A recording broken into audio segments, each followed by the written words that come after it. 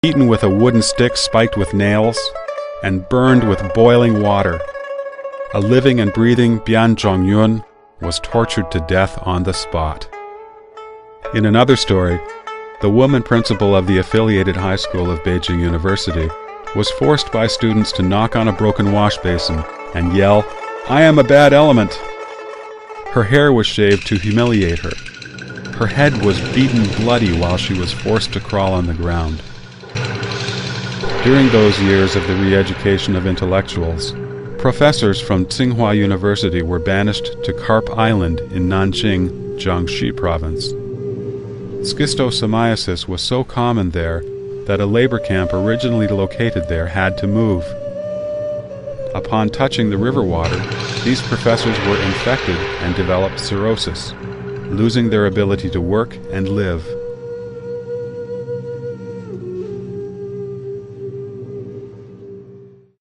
Everyone thinks to be clean is good, and to be dirty is bad. The Chinese Communist Party promotes getting mud all over the body and covering your hands with calluses, and celebrates your hands are dirty and your feet smeared with cow dung. People like this were considered to be the most revolutionary, and they could attend universities, join the party, be promoted, and become party leaders. Affection is a natural human emotion. Affection among husbands and wives, children, parents, friends, and in society is normal. Through incessant political campaigns over several decades, the Chinese Communist Party has forced people to fight with people. Under intense pressure and terror, it has been common for parents and children to report on each other, or husbands and wives to expose each other. Family relations were often renounced. The Communist Party suppresses human beings' virtuous nature. It promotes, encourages, and uses the evil side of humanity to strengthen its rule. The Communist Party has systematically destroyed universal moral standards in an attempt to demolish the concepts of good and evil and of honor and shame that have been maintained by humankind for thousands of years. The Communist Party crushed Chinese people's courage to speak the truth and turned Chinese people into spineless cowards. In the name of helping the Communist Party rectify itself, the anti-rightist movement in 1957 called upon intellectuals and the general public to make suggestions to the Communist Party. When people bravely and sincerely talked about what was really on their minds, they were accused of being anti-communist, labeled as rightist, and sent to forced labor for 1 or 2 decades. Their families were implicated. In 1969, a regular female Communist Party member, Zhang Zhixin, was thrown into jail for expressing a different view on the Cultural Revolution than the official one. Because she held on to her view, prison guards many times stripped off her clothes, handcuffed her hands behind her back, and threw her into prison cells filled with men, letting the prisoners gang rape her. She became insane in the end. Yet in spite of this, when she was about to be executed, the prison guards feared she would cry out in protest. They held her head down and sliced open her throat without any anesthetic.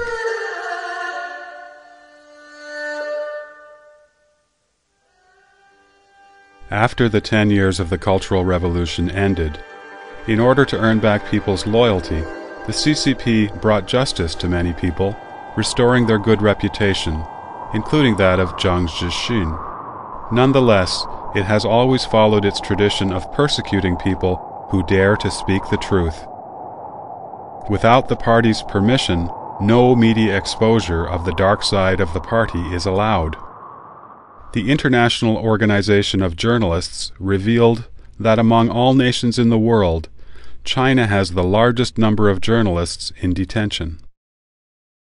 In 1998 and 1999, Zhang Weiping, chief of the Hong Kong-based Wenweipao newspaper liaison office in northeast China, published articles under an alias in Hong Kong magazines.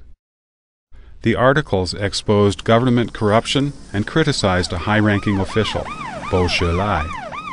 As a result, Zheng Weiping was secretly arrested and sentenced to a 6-year prison term, allegedly for leaking state secrets and inciting subversion of the state's political power.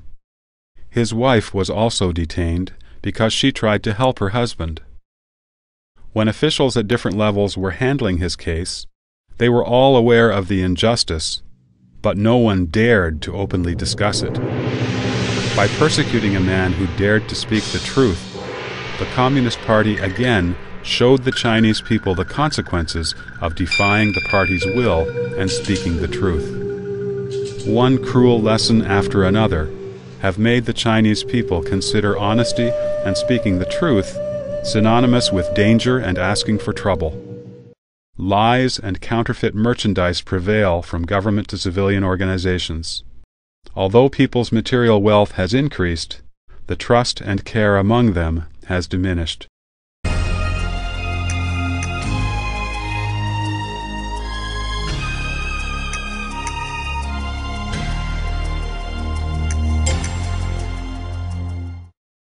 Engels said that freedom is the recognition of inevitability. Mao Zedong added, and the reformation of the world. This final touch fully brought to light the Chinese Communist Party's view of nature, namely, as something to be changed and to be conquered. The popular folk songs during the Great Leap Forward show the arrogance and stupidity of the party, showing how they dared to challenge nature. The lyrics go, "I can make the mountains bow and have the rivers step aside. There's no Jade Emperor in heaven, and there's no Dragon King on earth. I am the Jade Emperor, and I am the Dragon King. I order the 3 mountains and 5 gorges to step aside. Here I come." Indeed, the Communist Party has come. With it comes the destruction of the balance of nature and the original harmonious world.